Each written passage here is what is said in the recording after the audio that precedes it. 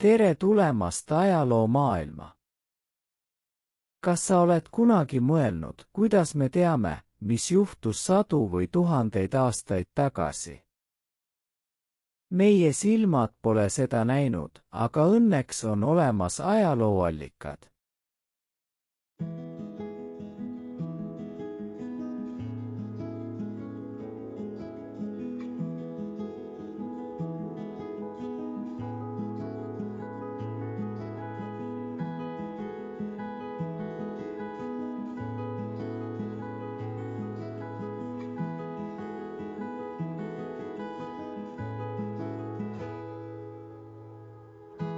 Ajalooallikad on kõik, mis on loodud või jäänud alles minevikus elanud inimeste tegevusest. Need võivad olla esemed, näiteks mündid, tööriistad, ehted, kirjalikud tekstid, näiteks seadused, lepingud, reisikirjeldused, suulised lood ja laulud, kombed ja keeled, fotod, filmid ja helisalvestised. Kas teadsid, et üks vanimaid kangelaslugusid maailmas, Gilgameshi eepos, kirjutati savitahvlile juba 4000 aastat tagasi? Ja see on siiani säilinud.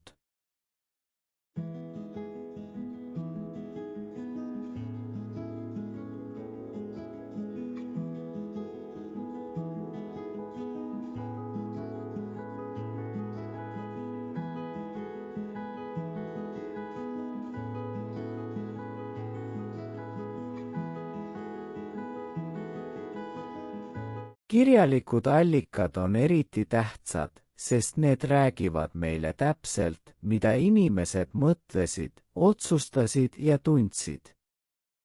Ajaloolased peavad tihti õppima vanu keeli ja kirjamärke, et neid tekste lugeda. Mõnikord on vaja desifreerida, see tähendab vanade märkide tähenduse lahtimuukimist.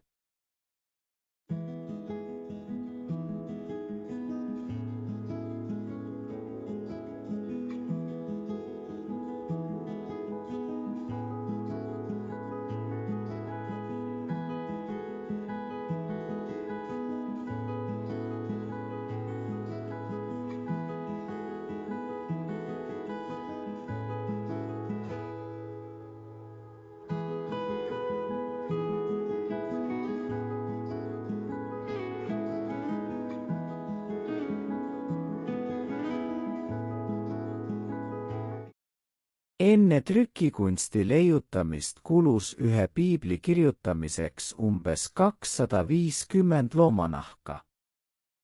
Raamatud olid nii kallid, et neid said endale lubada vaid kuningad ja kloostrid.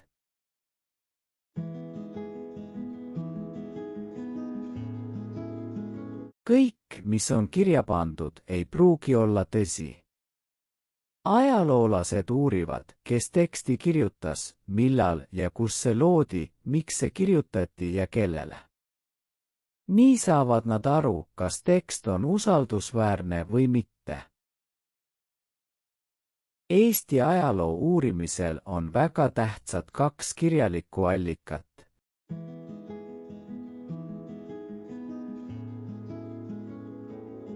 Liivimaa kroonika jutustab Eesti rahvast ja maast 13. sajandil. Taani hindamisraamat annab ülevaate Põhja-Eesti küladest ja inimestest.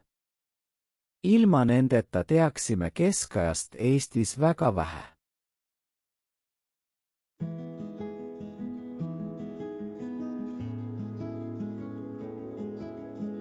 Tallinna kohta on säilinud seaduseraamat, mis kirjutati käsitsi Lübeckis 1282. aastal. See tunnistas Tallinna kaubalinnaks.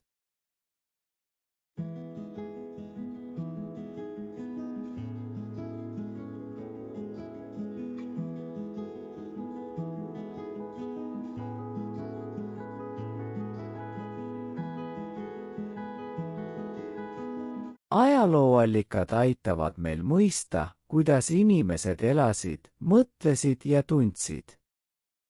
Isegi meie koolivihik või iPad võib tulevikus olla ajalooallikas. Pea meeles, allikad võivad olla esemed, tekstid, kombed, keeled, fotod. Kirjalikke allikaid tuleb uurida kriitiliselt. Eesti ajalugu algab kirjalike allikate järgi 13. sajandil. Milline ese sinu kodus võiks olla ajalooallikas 100 aasta pärast? Mõtle ja jaga oma ideed kommentaarides.